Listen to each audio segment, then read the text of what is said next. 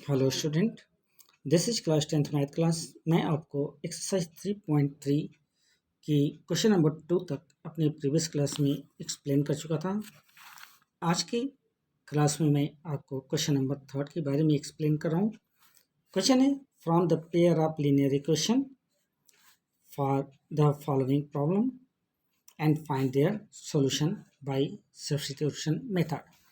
और क्वेश्चन का first part है the difference between two numbers is 26 and one number is 3 times the other. Find them. दो number के बीच का difference 26 है और उसमें से एक नंबर दूसरे नंबर का 3 गुना ज़्यादा है, तो दोनों नंबर क्या है। तो हम जब इस क्वेश्चन को सॉल्व करते हैं तो हम देखते हैं एज्यूम हमने किया number be x and y, और एक्स क्या है ग्रेटर देन वाई होता है। ठीक है, तो हमारा अकॉर्डिंग टू क्वेश्चन जो इक्वेशन फॉर्म करता है वो होता है x minus y equal to 26 equation 1 के रूप में, और इक्वेशन 2 के रूप में हमें मिलता है x इक्वल टू 3y। हम इक्वेशन 2 को लेते हैं सबसे पहले, जो कि है x इक्वल टू 3y, और इसे हम पुट कर देते हैं कहाँ, इक्वेशन 1 में x की जगह पर। तो जब x की जगह पर हमने पुट कर दिया 3y और minus y equal to 26 pre given है उसको मैंने लिखा, तो जैसी बात है 3y में से y को मैंने सब्ट्रैक्ट किया तो बचा क्या 2y। तो 2y की वैल्यू होती है अगर 26, तो y की वैल्यू होती है 26/2 यानी 13। तो y की वैल्यू हमें मिल गई 13 के रूप में। अब हम y इक्वल टू 13 को सब्स्टिट्यूट करते हैं इक्वेशन 1 के लिए। इक्वेशन 1 हमारा था x minus y equal to 26, तो जहाँ पर y हमें मिला है 13, तो हमने इक्वेशन पुट किया x माइनस 13 इक्वल टू 26, तो x equal to obviously 26 plus 13 यानी 39। तो x की वैल्यू हो गई 39 और y की वैल्यू हो गई 13। तो हम ये कह सकते हैं कि जो दो नंबर हैं वो 39 और 13 होते हैं।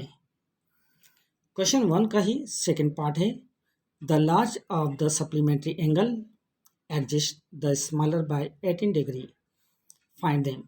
यानी एक सप्लीमेंट्री एंगल का बड़ा वाला एंगल दूसरे एंगल से 18 डिग्री ज़्यादा है, तो दोनों एंगल कितने डिग्री के होते हैं। हमने जब सॉल्यूशन किया इसका तो हम यहाँ एज्यूम करते हैं कि let the number of supplementary angle be x and Y.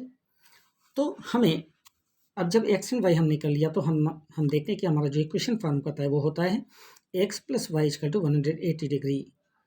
ठीक है, क्योंकि sum of two angle equal to 180 होता है सप्लीमेंट्री की आइडेंटिटी। तो अब x plus Y equal to 180 ये हमारा इक्वेशन 1 हो गया, और इक्वेशन 2 के रूप में हम पाते हैं x equal to y plus 18, यानी इक्वेशन 2 हमें मिला x equal to y plus 18 के रूप में। हमने लिया इक्वेशन 2 को सबसे पहले, जो कि है x की वैल्यू को फाइंड करता है y प्लस 18 के रूप में, और इस वैल्यू को हमने सब्स्टिट्यूट कर दिया इक्वेशन 1 में, यानी x plus Y equal to 180 में। तो जब मैंने इक्वेशन 1 में इसे पुट किया तो हमारा न्यू वैल्यू जो बना वो बना y plus y plus 18 equal to 180, यानी 2y प्लस 18 इक्वल टू 180। तो 2y इक्वल टू 180 माइनस 18 करने पर आता है 162। तो अगर 2y की वैल्यू 162 होती है तो y की वैल्यू 162/2, तो हमें मिल गया 81। यानी अब एग्जैक्ट एक वैल्यू हमें मिलती है y की जो कि है 81 को के रूप में। तो अब इस y की वैल्यू को हमने इक्वेशन 2 में पुट किया, किसमें x equal to y plus 18 में। तो हमारा जो इक्वेशन फॉर्म किया वो हो गया x इक्वल टू वाई की जगह 81 प्लस 18 इक्वल टू 99। तो अब x की वैल्यू भी हमें मिल गई कितनी 99 डिग्री मिल गई। तो इस तरह से हम ये कह सकते हैं कि जो सप्लीमेंट्री एंगल के दो एंगल्स हैं वो एंगल हैं 99 डिग्री और 81 डिग्री के। क्वेश्चन थर्ड पार्ट है the coach of a cricket team buy 7 bats and 6 balls for rupees 3,800. Later, she buy 3 bats and 5 balls for rupees 1,750 rupees. Find the cost of each bat and each ball. तो जब हम इसे solve करते हैं तो हमने assume किया cost of a bat be rupees x and cost of a ball be rupees y. तो तो हमारा अकॉर्डिंग टू क्वेश्चन जो इक्वेशन फॉर्म करता है वो होता है 7x + 6y, क्योंकि 7 बैट और 6 बॉल है। तो 7x + 6y = 3800 इक्वेशन 1 के रूप में, और इक्वेशन 2 के रूप में हमारा जो इक्वेशन बनता है वो होता है 3x + 5y। क्यों? क्योंकि 3 बैट्स और 5 बॉल्स कहा गया है, = 1750 रुपीज़। हम आते हैं इक्वेशन 1 पर, जो कि है 7x + 6y = 3800। तो जब हम देखते हैं 6y के लिए, तो 6y के लिए हमारी वैल्यू होती है 3800 - 7x। तो अगर 6y की वैल्यू हो गई 3800 - 7x, तो y की वैल्यू कितनी हुई? ऑब्वियसली हम यहाँ करते हैं 3800 - 7x अपॉन 6। और अब हम इस y की वैल्यू को इक्वेशन 2 में पुट करते हैं। इक्वेशन 2 हमारा था 3x + 5y = 1750।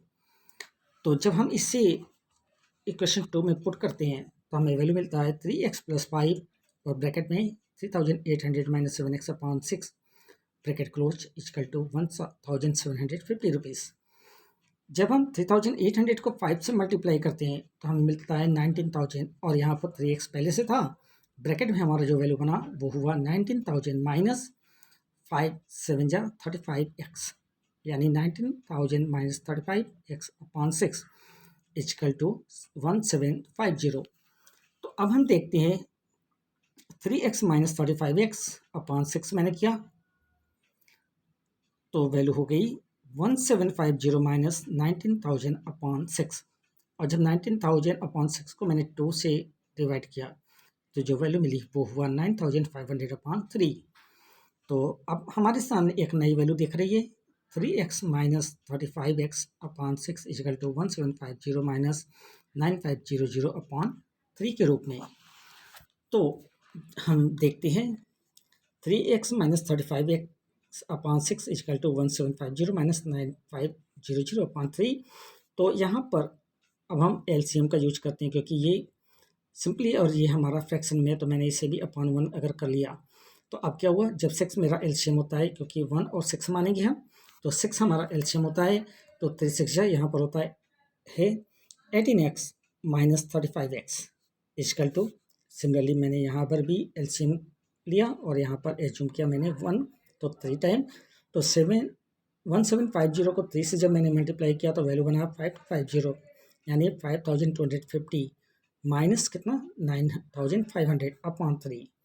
ठीक है, तो अब हम यहाँ पर जब -35 से 18 को सब्ट्रैक्ट करते हैं तो हमें जो वैल्यू मिलती है वो होता है -17x अपॉन 6 = कितना बचा 9500 में से 5250 को सब्ट्रैक्ट करने पर मिलता है -4250 अपॉन 3।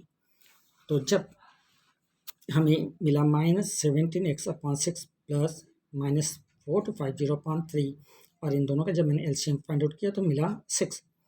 तो यहाँ पर हो गया 17x प्लस, अब यहाँ पर इसका ट्वाइस हो जाएगा, क्योंकि 6 को 3 से 2 टाइम में डिवाइड कर सकते हैं, तो इसलिए 2 से मल्टीप्लाई करेंगे 4250 को।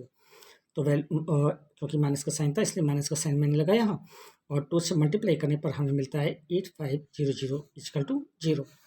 तो हम ये देखते हैं कि -17x = होता है -8500। तो x की वैल्यू कितनी होती है, ऑब्वियसली -8500 अपॉन 17 किया, 17 के टेबल में 85 5 टाइम में कट गया, डबल जीरो को मैंने रिप्लेस कर दिया, तो x की वैल्यू हमें मिल गई क्या, x की वैल्यू अब एग्जैक्ट मिली 500। अब इस x की वैल्यू को मैंने सब्स्टिट्यूट करना है इक्वेशन 1 में, और इक्वेशन 1 हमारा था 7x + 6y = 3800। तो अब x की जगह 7 × 500 + 6y = 3800, तो 7 5 जा 3500 + 6y = 3800। देन 6y = कितना होगा, जैसी बात है 3800 माइनस 3500 किया तो वैल्यू मिला जस्ट 300, यानी अगर 6y की वैल्यू 300 तो y की वैल्यू 300 अपॉन 6 करने पर 50 आ जाता है, तो y की वैल्यू मिल गई 50 रुपीज़। तो इस तरह से हम ये कह सकते हैं कि cost of a bat is ₹500 and cost of a ball is ₹50 होता है। क्वेश्चन नंबर 3 के इस थर्ड पार्ट के क्वेश्चन के साथ आज की इस क्लास को मैं ओवर करता हूँ। अगली क्लास में फिर कुछ नए क्वेश्चन के साथ आपसे मुलाकात होगी। तब तक के लिए थैंक यू वेरी मच।